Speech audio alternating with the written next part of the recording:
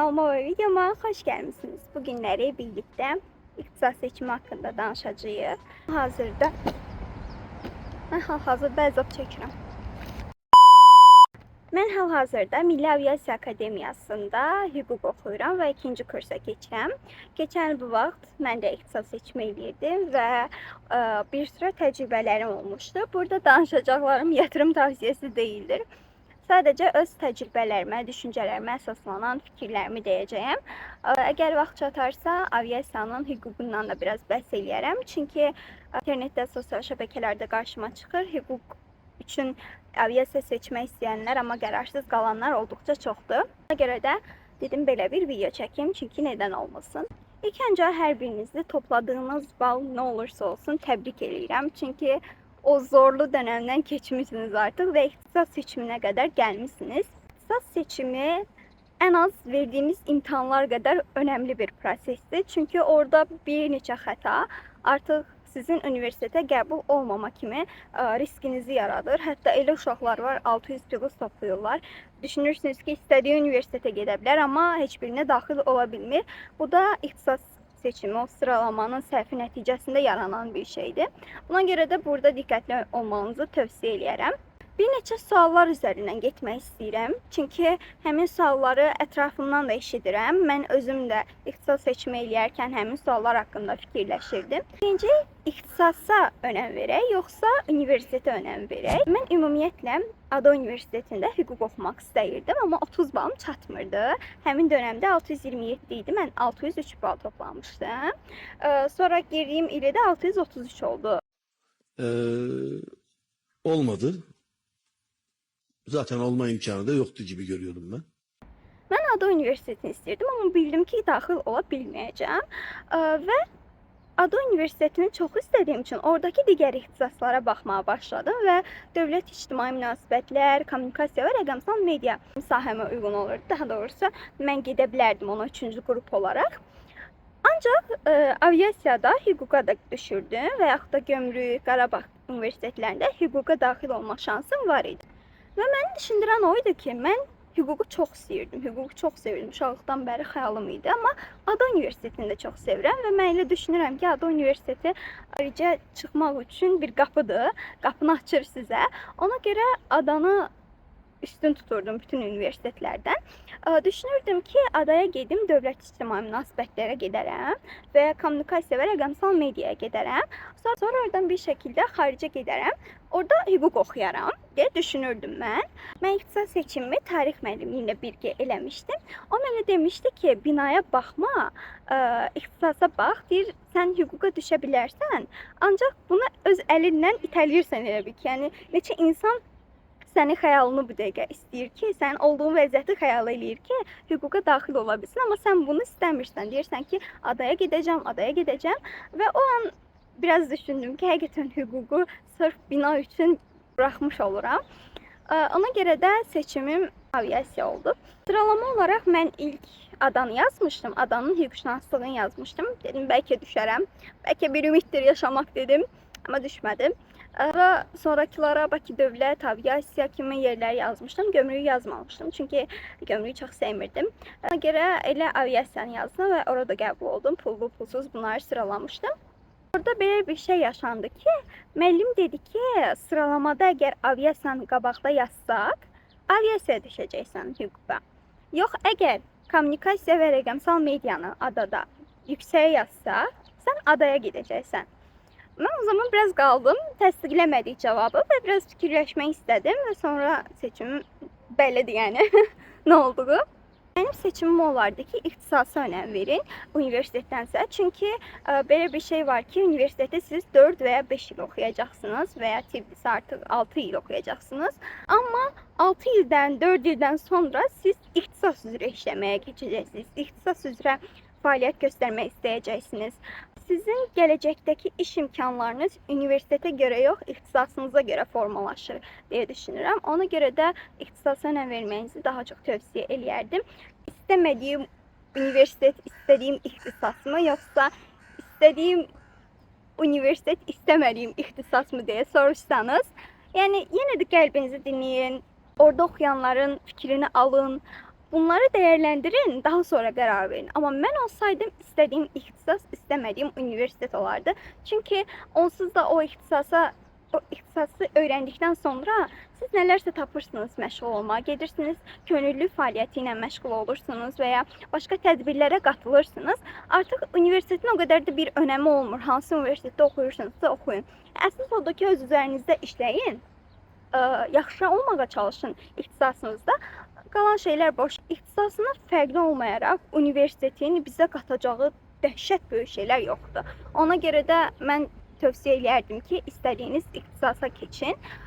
Əgər iki seçiminiz varsa, ikisi də istəmədiyiniz ixtisasdırsa, balınıza uyğun fikirləşərək də, istəmədiyiniz ixtisasda və universitet seçimi eləyəcəksinizsə, bu zaman universitetləri fərqləndirin. Görün hansı sizə daha yaxşı gələcək, hansının sosial həyatı daha yaxşıdır, hansının tədris keyfiyyəti daha yaxşıdır. Bunları oturun, fikirləşin, daha sonradan qərar verin. Digər bir məqam ondadır ki, ixtisas seçimini kimlə eləyək? Çünki internetdə, sosial şəbəkələrdə, hər yerdə, hətta WhatsApp qruplarında o qədər insan deyir ki, mən ixtisas seçimi eləyirəm, kömək eləyirəm, peşəkardır, elədir, belədir. Çox inanmayın bunlara və mən sizə tövsiyə eləyərdim ki, ixtisas seçimini güvəndiyiniz insanla eləyin. Bunu həqiqətən bilən insanla eləyin. Bir neçə dəfə mən qohumuma ixtisas seçimi eləmişəm falan deyən insanlara çox da güvənməyin. Çünki onlar hal-hazırdakı statistikanı bilmirlər və ona uyğun yazmırlar deyə biraz şansınız azalır deyə bilərəm. Mən ixtisas seçimi tarix müəllimi elətdirmişdim. Çox da məmnun qalmışdım. Allah ondan razı olsun inşallah. Amin. Onunla birlikdə eləmişdim və o məni artıq tanıyırdı, bilirdi nə istəyirəm, nəyə bacara bilirəm. Ona uyğun artıq mənə ixtisaslar, universitetlər tövsiyə elədi, ona uyğun sıralamanı elədik. Yəni artıq o sizi tanıyan insanın da olması əslində bu cəhətdən çox yaxşıdır deyə düşünürəm. Bəs yaxşı sıralamanı necə quraq? Sıralamada 15 dənə yer olur. Səhv eləmirəmsə 15 idi. Mən sizə tövsiyə edərdim ki, ilk 3 dənəsini, ən yuxarıdakı 3 dənəsini istədiyiniz universitet, istədiyiniz ixtisas hansıdırsa onu qeyd edin. Balının yüksək olub aşağı olmasına baxmayın. Hansını istəyirsinizsə onu qeyd edin. Məsələn, mən ilkə Ada Universitetində hüquqşünaslıq istədiyim üçün ilk sıraya Ada Universitetində hüquqşünaslıq yazdım. Çünki balları təxmin eləmək olmur. Bəlkə də qalxdı, bəlkə də endi. Yəni bunları bilmək olmadığı üçün mən hər ehtimal onu yazmışdım. İndi gələk son 3 yerə. Mən tövsiyə edərdim ki, son 3 yerə və yaxud da ki, son 2 yerə, bunun fərqi yoxdur o qədər də, konkret düşə biləcəyiniz ixtisas yazın. Ortada qalan hissələrə də çalışın ki, balınızdan yuxarı yerlər yazmayasınız. Balınızdan 10 dənə aşağısını, məsələn 10 bal aşağıya qədər olanını, məsələn 4-cü, 5-ci yerə yazın. Balınızdan bir qədər aşağı olanları isə bir qədər aşağıya yazın. O ixtisasa görə dəyişir. Onsuz da bunu hər hansısa bir peşəkarla, müəllimlə etsəniz, ekspertlə etsəniz, onlar da deyəcək. Bəlkə də mən səhv bilirəm, amma mənim yaxşı olduğunu düşündüyüm taktika bu yöndədir. Daha sonra ixtisas seçimi müddətində diqqət eləməli olduğunuz məqamlar demək istəyirəm. İxtisas seçimi təqribi 7-10 gün arası dəyişir. Çox insan fikirləşir ki, ilk gün eləsəm, mənim balımı ilk qəbul eləyəcək və o ixtisasa düşəcəm. Elə bir şey yoxdur. Eyni vaxtda toplanılır, eyni vaxtda o sistematik olaraq yerləşdirilir uşaqlar. Ona görə də ilk gün eləməyinizi tövsiyə eləməzdim. Belə eləyə bilərsiniz. Seçimə gedirsiniz, o yerləri yazırsınız, orada yadda saxla düyməsi olur. Siz bunu yadda saxlaya vurmaqla həmin profilə girdiyiniz anda seçdiyiniz sıralar olduğu kimi qalacaq, amma göndərilməyəcək. Təsdiq etməlisiniz çünki. Mənim sizə tövsiyəm olardı ki, əgər ilk günlərdə bu sıralamanı yazmışsınızsa yadda saxlaya vurun, təsdiq eləməyin. Çünki ixtisas seçimi dönəmində bir çox şeylər dəyişə bilir, yeni xəbərlər almaq olur, fikrin dəyişə bilər, başqa ixtisas istədin, başqa universitet istədin. Ona görə hər ehtimala qarşı onu yadda saxlayın, təsdiq eləməyin. Ancaq onu da demək istəyirəm ki, təsdiq etməndə son günə saxlamayın. Bir çox abituriyent bunu son günə saxlayır ki, son gün təsdiq eləyərəm, ya yadından çıxır, ya hər kəs bunu düşündüyü üçün sistemdə çökmə baş verir. Bu kimi halların qarşısını almaq üçün tövsiyə eləyərdim ki, son gündən 1 və ya 2 gün qabaq onu artıq təsdiq eləyəsiniz, son günə saxlamayasınız. Hətta elə uşaqlar olur ki, son gün deyirlər, son saniyəsində oturub təsdiq eləyirlər. Amma bu riski belə çılğınlıqlar xahiş edirəm, gözə almayın, etməyin. Lazım da deyil yəni. Bir də belə bir şey var. Çılğınlıq dedim, yadıma düşdü. Balınız nə qədər yüksək olursa olsun, nə qədər istədiyiniz ixtisasa çatırsa çatsın, mənim tövsiyəm olardı ki, o 15 dənə yer doldurun. Yəni əgər universitetə girmək istəyirsinizsə 15 dənə yeri balınıza uyğun olaraq doldurun. Məsəl üçün 500 bal toplamısan və sənin istədiyin ixtisas 480 baldır, 300 neçə baldır. Sən durub bir dənə o ixtisası yazırsan və bitdi. Deyirsən ki, mən istədiyim yeri bir dəfəmlik düşdüm, heç başqasını yazmadım. Elə şeylər eləməyin, öyle salaqlıqlar yapmayın çocuğum. İndi danışmaq istəyirəm Aviasiya Akademiyasında, Milli Aviasiya Akademiyasında hüquq təhsili haqqında. Mən ixtisas seçimindən qabaq da, imtahan verməmişdən öncə də düşünürdüm ki, birinci yerə adanı yazaram, ikinci yerə də aviasiyanı yazaram. Bakı Dövləti çox da istəmirdim, çox sevdiyim universitet deyildi. Ona görə də elə aviasiya fikirləşirdim. Ancaq işlər ciddiləşəndə aviasiyanı düşündükdə deyirdim ki, yolu uzaqdır, formalıdır, elədir, belədir, istəmirdim oranı. Və artıq Bakı Dövlət məsələn mənə daha yaxın olduğu üçün Bakı Dövləti qabağa yazmaq istəyirdim ki, yazdım da əslində. Qorxurdum ki, aviasiyada necə olacaq, aviasiya hüququ üzrə bu qədər təkmilləşmiş deyil deyə düşünürdüm. Çox səhv düşünürmüşəm. Həqiqətən də çox təkmilləşmiş, çox qəşəng ki, bunu böləcəm müəllimlər dərsləri haqqında hamısını ayrı-ayrı danışacağam. İlk öncə onu deyim ki, aviasiyada hüquq təhsili çox inkişaf edibdi. Hətta akademiyamızın özündə məhkəmə zalı simulyasiyası var. Məhkəmə zalı formatında bir otaq ayrılıbdır və bəzi dərslər orada keçirilir. Orada cübbələr, prokuror geyimləri və s. orada var və hətta gedib şəkil çəkdirmişdik. İndi oradakı müəllimlər haqqında danışım.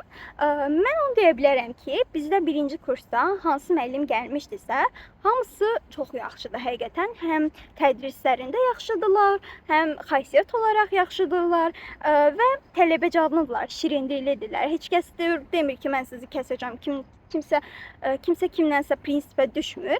Elə bir ortam olmadığı üçün yəni çox şanslıyıq. İndi növbəti illərdə də inşallah elə olar. Digər müəllimlərimi məsələn tanımıram, amma inşallah ki, yaxşı olarlar. Amma gördüyüm qədərilə onu deyə bilərəm ki, həqiqətən çox gözəl kollektivi var. İstər tutor olsun, istər dekan olsun, dekan müavini olsun, çox qəşəng insanlardılar və tələbə ilə ünsiyyətdən qaçmırlar. İstədiyiniz bir mövzuda köməkçi olurlar. Hüquq fakültəsində əsasən hakimlər, vəkillər, prokurorluq əməkdaşları kimi şəxslər də tədris eləyirlər və bu sözdə deyilmiş bir şey deyil, həqiqətən də görmüşəm. Bizdə məsələn rəqəmsal hüquq müəllimi vəkil idi, həqiqətən vəkil olaraq fəaliyyət göstərirdi. Bəzi kurslar, məsələn yuxarı kurslarda bir hakim onlara dərs deyirdi və yaxud da ki, prokurorluq əməkdaşı birindən imtahan götürürdü, bir qrupdan imtahan götürürdü və mən onu görmüşdüm. Mən düşünürəm ki, aviasiyada praktiki təhsil də yaxşıdır. Çünki məsələn bizi birinci kursuyduk başlayarkən heç nə bilmirdik, hələ hüququn hızını belə keçməmişdik. Ancaq onunla belə bizi oktyabrın ortalarında bir ay olardı ki, universitetə başlamışdıq. Bizi baş prokurorluğa apardılar. Orada tədbir keçirilirdi Zəfər günü ilə bağlı. Kursdan çıxmışdıq tarix dərsindən, getdik ora və çox maraqlı oldu deyə düşünürəm. Çünki ilk belə rəsmi yerlərə səfərimiz idi. Hətta ilin axırlarında, ikinci semestrın axırında da bizi Milli Məclisə aparmışdılar və o deputatların yerində oturmuşduq. Bu da çox qəşəng bir təcrübə olmuşdu bizim üçün. Bundan başqa müəllimlərimiz dediyimiz kimi çox səmimidirlər və uşaqlara kömək eləyirlər. Heç kəs qaçmır ki, məsələn sual verdin, başa düşmədim falan eləmirlər, başa salırlar, izah eləyirlər. Həqiqətən şirin dillə izah eləyirlər. İmtahan məsələsində də heç bir çətinlik yaratmırlar. Okey, bəlkə bəziləri biraz çətin ola bilər xaraktercə, amma o hər universitetdə var, tək bizdə yoxdur. Ona görə də qəşəng gəlin, aviasiyaya gəlin. Aviasiyada forma məsələsinə görə istəmirdim bir tərəfdən də. Çünki onsuz da məktəb vaxtı forma geyinirdik. Niyə indi yenə geyinim? Universitetdə də forma geyinməzlər deyə düşünürdüm. Əldə onu düşünürəm, olsun. Amma bizim formaları dəyişirlər, şalvarlı bir forma eləyirlər qızlara da. Hələ bizə forma verilməyibdi. Amma bir müddət sonra həqiqətən insan formaya da alışır. Çünki hər gün kombin eləmək fikrini düşündükdən sonra spesifik bir kombini hər gün geyinmək daha yaxşı, daha cazib gəlir. Akademiyamız şəhərdən uzaqda yerləşir, havalimanı tərəfdə yerləşir. Bu da bir çox insana problemdir ki, mən şəhərdə oxumaq istəyirəm, yolu uzun olacaq. Mənə də yolu uzaqdır, yəni hər gün bəlkə də 2 saat yolda gedir mənim vaxtım. Amma rahatdırmı? Rahatdır. Çünki Koroğludan 3-4 dənə, hətta bəlkə də çox avtobus ora birbaşa gedir. və təqribi yarım saat ərzində, hətta əgər boşluq olarsa, tez olarsa 25 dəqiqə, 20 dəqiqə Koroğludan akademiyaya çata bilirsiniz rahat. Bundan başqa Aviasiya Akademiyasında imtahan sistemindən danışmaq istəyirəm. Mən elə düşünürəm ki, imtahan sistemimiz digər universitetlərə baxanda çox yaxşıdır. Bizdə əsasən şifahi və test formasında olur. Yazılı qarşılaşma uçan olarmı, olmazmı bilmirəm dəqiq, amma yazılı yoxdur bildiyim qədərilə, ümumi imtahandan söhbət gedir. Test imtahanı dəhşət rahatdır. Suallar verilir bizə və suallara hazırlaşıb gedirsiniz. Test imtahanında cavabları variantlarla əsasən verirlər. Variantlarını öyrənirsiniz və bir neçə dəqiqənin ərzində tamamlayıb imtahanı çıxırsınız. Ən asan imtahan test imtahanıdır. Kaş bütün imtahanlarımız testlə ola. Digər şifahi imtahanlarımız necə olur? Məsələn, 100 dənə, 80 dənə, 120 dənə, 150 dənə suallar olur. Bu suallara evdə hazırlaşırsınız, müəyyən qədər vaxt verilir. İmtahan necə olur? Konspektlərimizi götürürük, gedirik otağa, bir bilet çəkirik və biletdə 4 dənə sual olur. Həmin o 4 dənə sualı 5 dəqiqə ərzində və yaxud da ki, müəllim nə qədər vaxt veribsə artıq, həmin vaxt ərzində konspektdən baxırsan və vərəq də verilir, qeydlərini götürürsən ki, orada xatırlaya biləsən. Gedirsən bunu müəllimə danışırsan, müəllim ola bilər ki, artıq suallar versin ki, mövzunu daha yaxşı qavramısanmı deyə öyrənsin. Bu cür suallar verilir və ən axırda hər kəs bitdikdən sonra da kəsin qiymətlərini deyirlər, təsdiqlərdən sonra deyirlər bizə. İmtahan sistemi mənə görə çox rahatdır. Bəzilərini yazılı olur, o qədər sualı fikirləşib yazmaq və biraz çətin olur. Mən ona görə düşünürəm ki, yaxşıdır. Məsələn, bizim qrupda hələ ki kəsilən olmayıbdı. İnşallah da olmaz. Və hər birimiz demək olar ki, əlaçı, zərbəçi bu kimi qiymətlər alırıq. Çox nadir hallarda, məsələn, 80-dən aşağı balımız ola, qalan hər kəs 80-dən yuxarı alır. Və stipendiya məsələsinə gəlmək istəyirəm ki, bizim universitetdə bir qədər fərqlidir bu. Məsələn, tutalım bu il aviasiya hüquqa, məsəl üçün atıram, aviasiya hüquqa 20 nəfər dövlət sifarişli qəbul oluna bilər. İlk hüquq ixtisası birinci kursuna 20 nəfər dövlət sifarişli qəbul oluna bilər. Əgər pulsuz düşmüsənsə, yəni ödənişsiz əsaslarla düşmüsənsə, birinci kurs yanvara qədər sən stipendiyanı alacaqsan, əlaçı stipendiyasını alacaqsan. Ödənişlisənsə almırsan. Ancaq sonra, yanvardan sonra ikinci semestrdə necə olur? Artıq sənin imtahan balların toplanılır, ortalama çıxarılır və bu ortalama bütün qruplarda düzülür.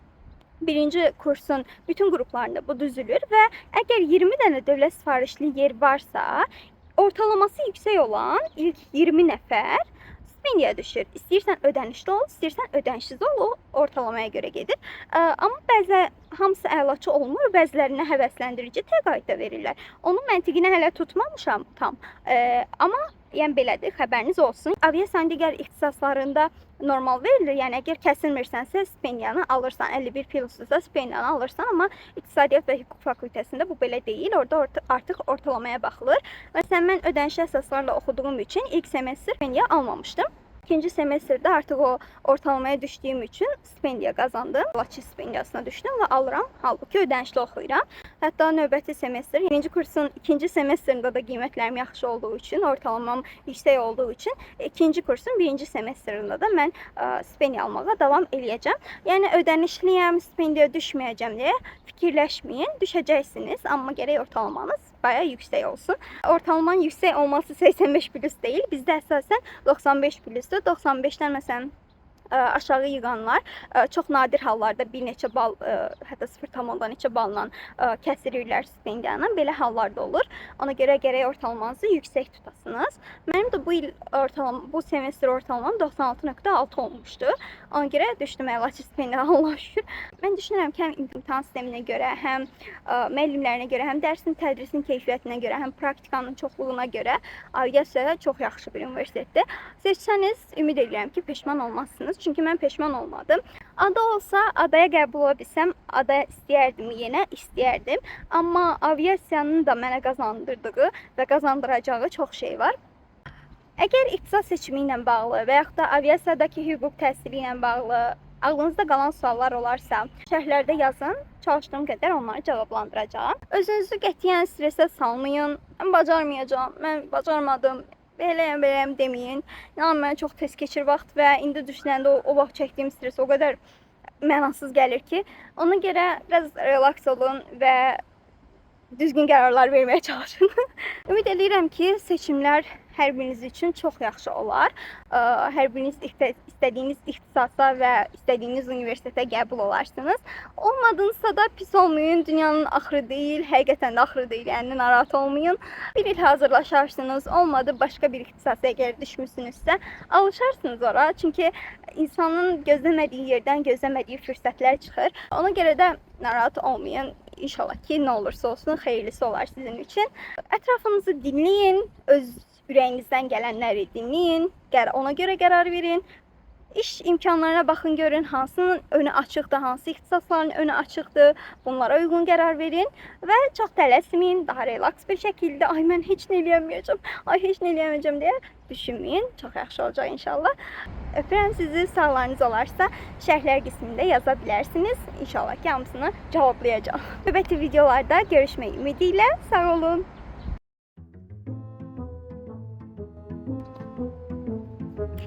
Üzüm yaşamışım.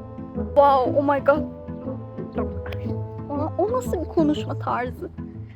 Son gün təsdiqi. Sus da. Məsəl üçün 500 bal. Ay Allah. Ankazlarım tuttu. Ne diyelim? Dikkatim dağıldı.